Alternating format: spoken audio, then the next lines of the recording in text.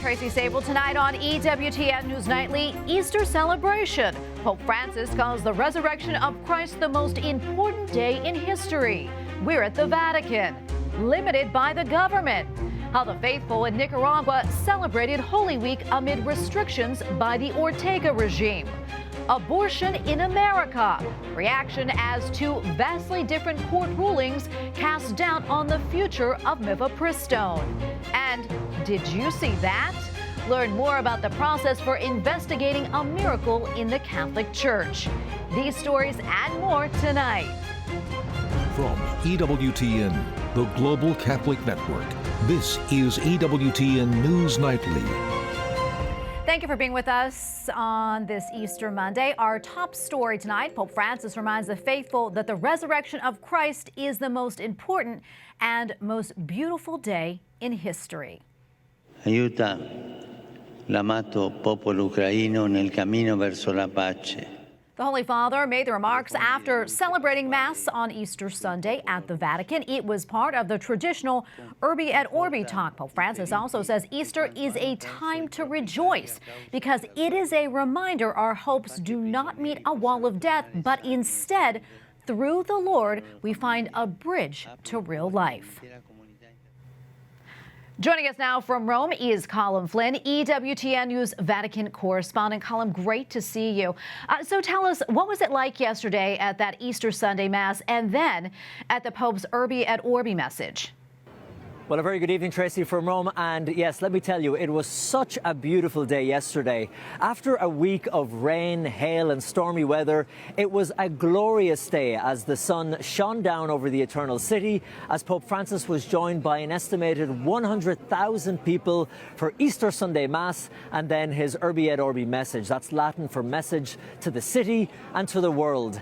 The Swiss Guard were out in marching force to protect the Pope, surrounded by over 30,000 flowers donated by the Netherlands. And Tracy, I was lucky enough to have a ticket for the balcony overlooking the square, and it was so beautiful to see Pope Francis, after his health scare last week, travel through the crowd and greet the faithful and well-wishers from around the world with a smile, and he was full of energy. And during his Urbi et Orbi message, the Pope spoke about a number of issues, but really the overarching themes were hope and peace. The Pope called for an end to war and conflict in areas all over the world, naming regions like Palestine and Israel. He asked that they would declare a ceasefire and they would trust each other. He also prayed for two African countries that he visited this year, the Democratic Republic of Congo and South Sudan. He prayed for the victims and their families of those affected by that devastating earthquake in Turkey and Syria. And once again, he called for an end to the war in Ukraine. And he said he hoped, quote, the light of Easter would shine upon the people of Russia. But Tracy, really what was beautiful was at the end of his Urbi et Orbi, he reminded the people there that the resurrection of Jesus on Easter Sunday, after his crucifixion on Good Friday, was not a fantasy or wishful thinking, but rather a reality, and one that he said should give hope to the entire world. Beautiful words there from the Pope. And Colin, how did his health appear to be? I know many were worried that he really wouldn't be well enough to celebrate during Holy Week, after he came out of the hospital. Well, yesterday he was brought up to the altar in his wheelchair, as he usually is now. But he did stand a number of times unaided. But clearly, the Holy Father is sometimes in a great deal of pain when trying to stand or get in and out of his chair. You can really see this on his face. He did as well decide not to participate in the Good Friday night traditional Way of the Cross that was at Rome's Colosseum. Thousands of people were in attendance. It was a beautiful sight of a sea of flickering candles, but the Vatican released a statement that day saying that because of the particularly cold weather, the Pope would not be attending and instead would be watching and praying from his home in the Vatican. He did have an earlier evening prayer service at St. Peter's Basilica to mark Good Friday, and on Saturday evening he presided over the Easter Vigil Mass again in St. Peter's Basilica behind me. Well, it's great to see that he is making a recovery for sure. And finally, Colm, I know that today he delivered a special Angelus address at the Vatican. Can you tell us what he said?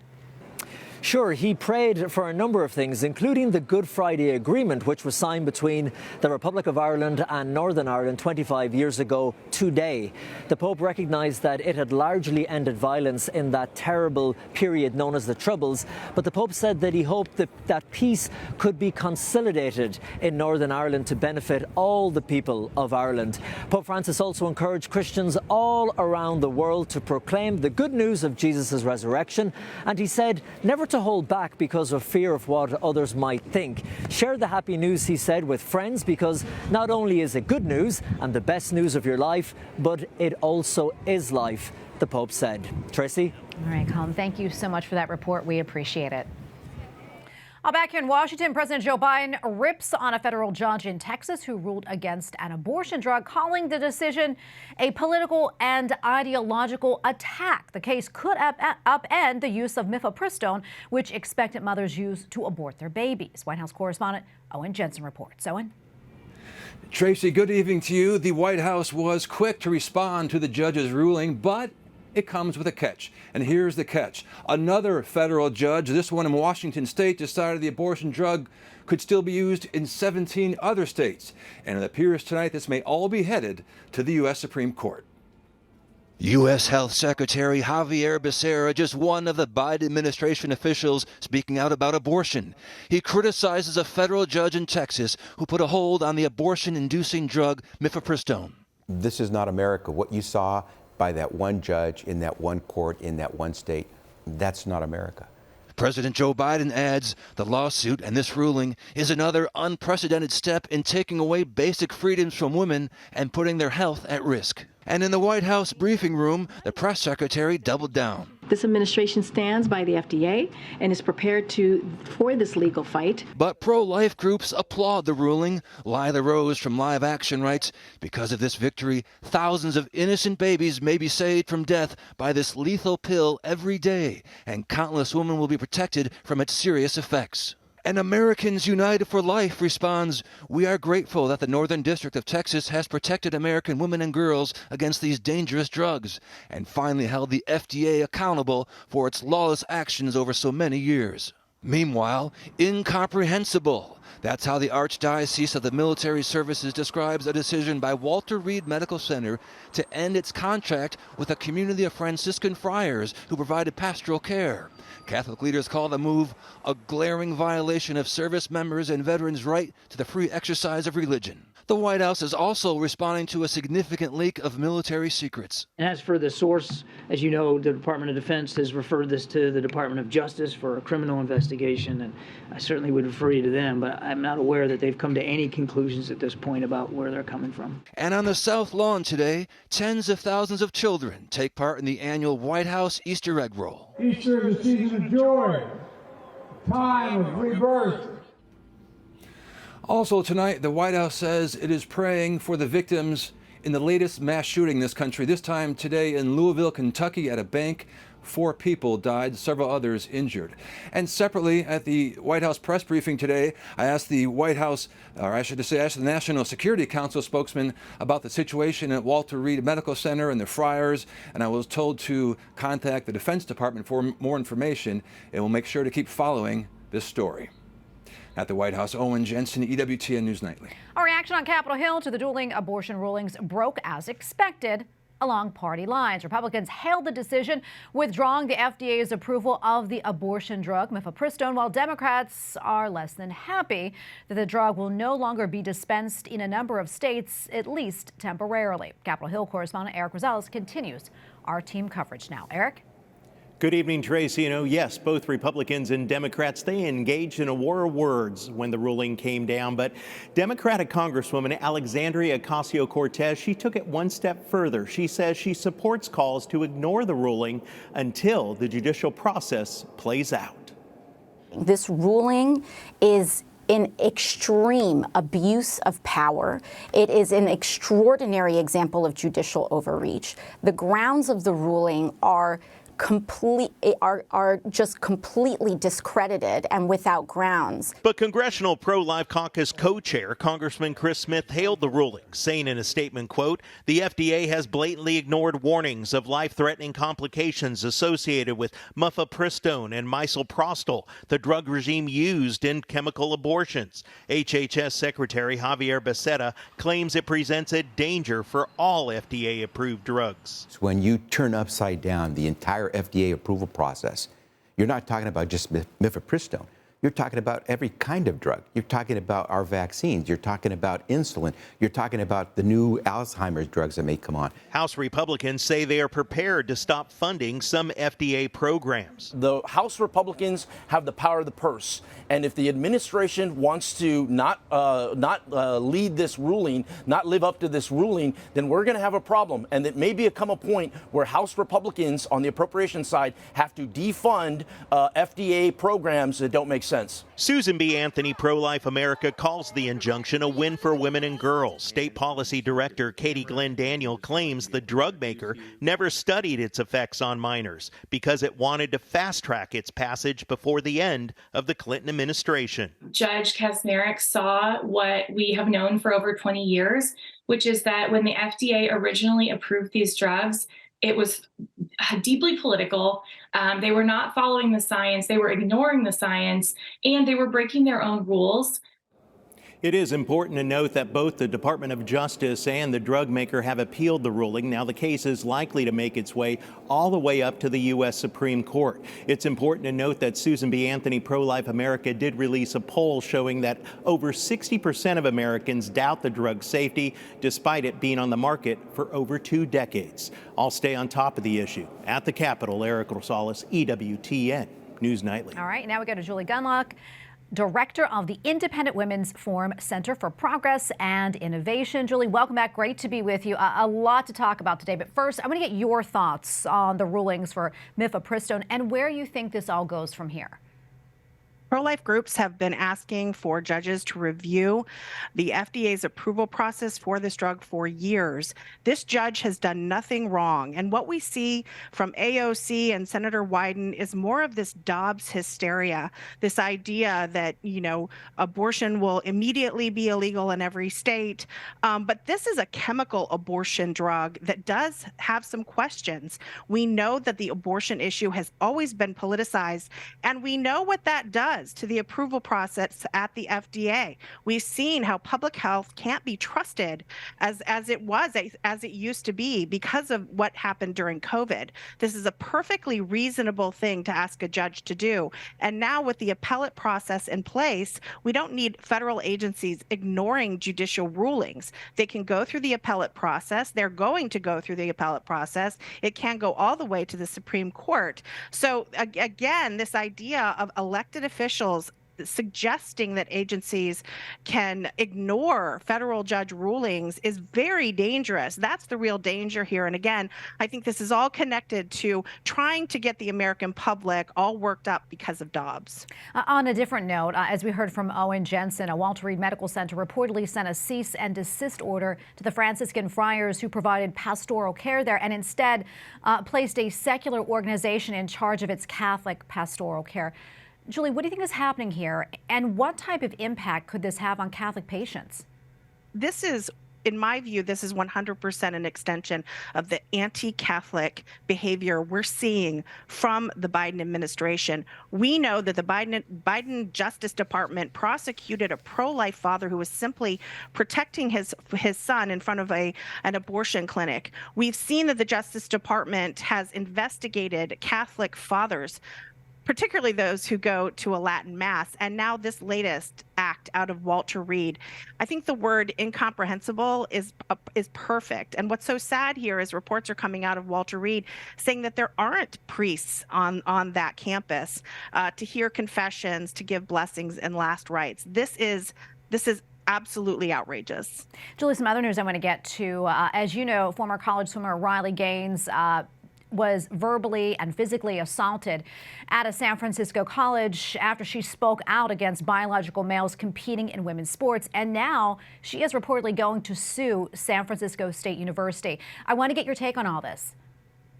It was an awful video. It's online, and I do encourage people to watch it because she was assaulted. She was escorted out of the room and put in another room where she was held hostage for 3 hours. Those people, those students, stood outside. There were 20, 30 students who stood outside that room, demanded money. They said things to her like, "Let's make her lose her pride." Riley Gaines is a hero for standing up for women's sports. She is a hero for standing up for women's rights and for what we're seeing in our culture today, which is the erasure of women in this country. It's terribly frightening, and I think people should understand that when the Biden administration issues rules that transgender identified students who are male-bodied are going to be able to participate in women's sports, and then they say, you can object. I mean, you can object. This is what happens when you object. This kind of abuse and assault is what happens when women object to this. So this is really the feminist issue of our time, and Riley Gaines has been incredibly brave in standing up to the bullies. Julie, we have about a minute or left, but I quickly want to get to this, kind of staying along the same lines. Social media influencer Dylan Mulvaney, who is a biological male who identifies as a woman, is now the face of a number of companies. Some of the most recent endorsements include Nike's athletic women's wear and a women's skincare brand, Olay. Why do you think these brands chose Mulvaney to represent their women's products, and what kind of message do you think this sends to biological women? Well, first of all, it is outrageous that this is happening, but this is part of the social credit system that's been put in place by organizations like the Human Rights Foundation, which basically tell companies that we won't complain about you if you do X, Y, and Z. And generally that means promoting the gay agenda, the LGBTQ agenda. And so you get these kinds of things where they give a contract to a male-bodied, biological male, gender transitioning individual who does not have female body parts. So he's promoting things like tampons and really strictly women's products. The other thing I want to say is Dylan Mulvaney does not identify as a woman. He identifies as a young girl. That makes it even more creepy. I don't know if you've seen a lot of his videos, but he's always like, it's day 100 of being a girl. He always says girl. There's something deeply disturbing about Dylan Mulvaney, and people need to understand when these companies do this stuff, it does get back to kids. It influences kids. It makes it seem normal. It normalizes truly mentally disturbing behavior. So this is not cute. It's not funny. It is turning women into a minstrel show. It's incredibly sexist. And I hope companies wake up to a demographic of people out there who want their products. And that's true, real women. And we're going to leave it right there. Julie, great to be with you. Always great to get your insights. Thank you so much. Thanks for having me. We have a lot more still to come here on EWTN News Nightly, including government crackdown, how the faithful in Nicaragua celebrated Holy Week despite strict regulations from the Ortega regime, and working toward peace. An update on two countries who are seeking an end to a nearly decade-long conflict.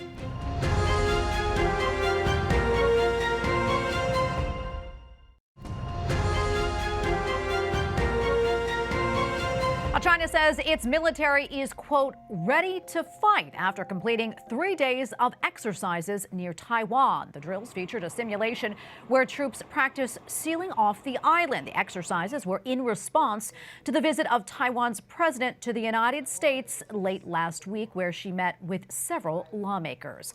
Thousands of Catholics in Nicaragua held limited events during Holy Week following a government ban.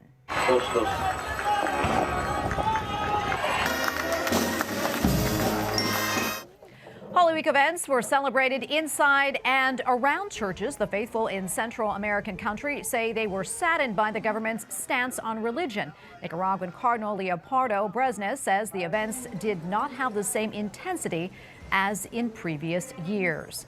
A roadside bomb targeting a police vehicle in southwestern Pakistan has killed at least 4 people and wounded 15 others. The strike took place in the southwestern part of the country. While no group has taken responsibility yet, the Pakistani Taliban are suspected in the blast. The terrorist group ended a months-long ceasefire in November and has ramped up attacks across the country.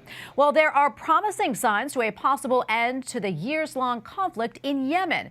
High-level officials from Saudi Arabia and Oman met over the weekend with leaders from the Iran-backed Houthi movement. A prisoner swap has already taken place as a sign of goodwill. Up next on EWTN News Nightly, what makes a miracle? We'll learn about an investigation of what could be a Eucharistic miracle.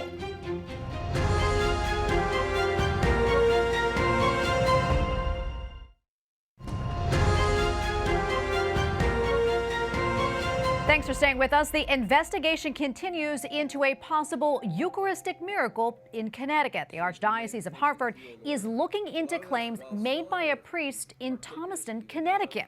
He says a Eucharistic minister reported running out of hosts before having the ciborium suddenly replenish late last month. So, what goes into these types of investigations, and how frequently are these claims made? We go now to Colin Donovan, Vice President of Theology for EWTN. Colin, great to be with you. First off, let's talk about what goes into the nature of this type of investigation and what kind of work the Archdiocese of Hartford is doing right now. And do we know the status of this probe?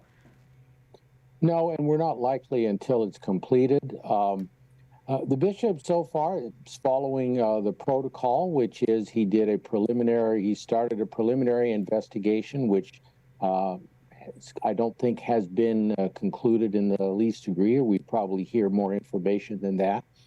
And he's trying to look at the positive and the negative facts of the case.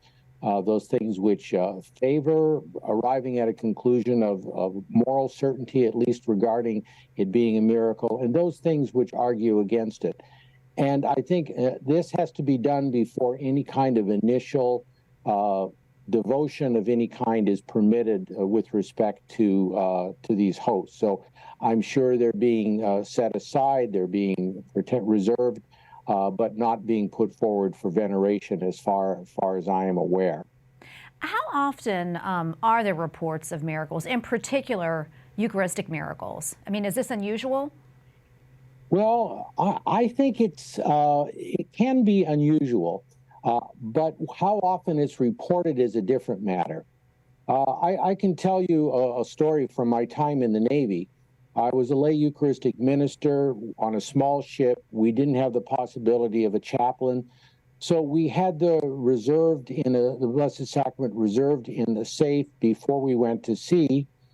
And over the course of time, drawing upon it for those situations where we couldn't have a chaplain come aboard, but we could hold a communion service.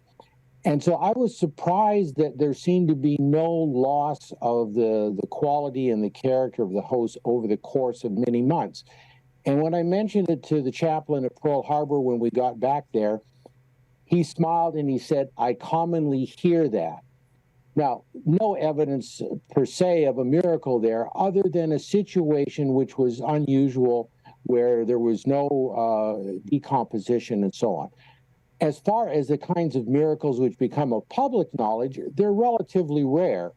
I think the most notable one in recent times was 20 years ago in Buenos Aires, one which has received a lot of attention in recent years because the Pope was the Archbishop of Buenos Aires at the time. So I think they're relatively rare of that kind, in which the host presents itself as revealed of the signs. In other words, the signs are removed and some evidence of what is beneath the body and blood, what is truly present, the body and blood of Christ, becomes visible. Those, I think, are quite rare. Colin, I'm curious, how would you compare the process of investigating this, a Eucharistic miracle, to that of other miracles, say a cause for sainthood? How does it differ? Well, there are basically different elements in it, but they're all pretty much the same. They're established by the congregation, now known as the Dicastery for the Doctrine of the Faith. They were issued in the 70s. They're pretty much standard in all kinds of these presumed supernatural facts, as they would be called. And that is, there's a study of the event. If there's a subject, so for example, an individual who makes a claim, there might be something given to that. Obviously, in a sainthood cause, That's looked at carefully, and what the changes that took place in the individual, alleged miracle, and so on. That would be one element of it. There would be the content, if there is a private revelation or some doctrinal assertion connected with it. Now, in this particular case, the doctrinal assertion is that a miracle took place which substantiated the Catholic teaching on what the nature of the Eucharist is. So any findings would have to find that what took place here is consistent with the doctrine of the Church. So that would be one element. With regard to the subject, the gentleman involved would only, I think, would be a factor insofar as some, evidence that this was not in any way fraudulent and that it was a true fact. That be part of the investigation. And finally, if it's a miracle or an apparition or mysticism, they're looking for the fruits as well. What good has come of this? What spiritual good? Increased prayer and devotion to the Blessed Sacrament. This would be something that would be looked for in this particular case. So those things, the event itself, the facts related to the case, the subject where that's an applicable factor, the content where the doctrinal aspect of it is significant, and then, of course, the fruits, that would probably be one they'd be looking for in all cases. And so the bishop will make a preliminary judgment based on these general principles. First of all, to get any devotion that is developing with respect to this properly ordered, so that no false devotion develops if it is pointing towards a false event, but that any devotion which has developed spontaneously is properly guided. And then long-term, to come then to a more formal and more certain public or certain decision, which is then publicly, how then can, going into the future, how will this be treated? Will there be devotion and shrine, for example, in a particular case? It would be a long-term possibility for something like this. So those four elements, but they very much depend upon the nature of the case, whether it's a miracle or whether it's something like this, which is yet to be demonstrated to be a miracle, but has a certain presumption by many, many people at this point, or whether it's mysticism with some, significant, content that would have to be examined for its doctrinal character and so on. And it seems like it may be some time before we will know. How long do you think, Colm, that we will, get an idea if this was indeed a Eucharistic miracle? We have about 10 seconds left. Yeah, I don't think we'll hear anytime soon. We may get some preliminary judgment, but the long term may take a good deal longer, and what will be involved in that will flow from the initial decision, I'm sure. Oh, Colin, great to be with you. Thank you so much for your time today. We appreciate it. God bless you. Okay. And thank you, and God bless you too.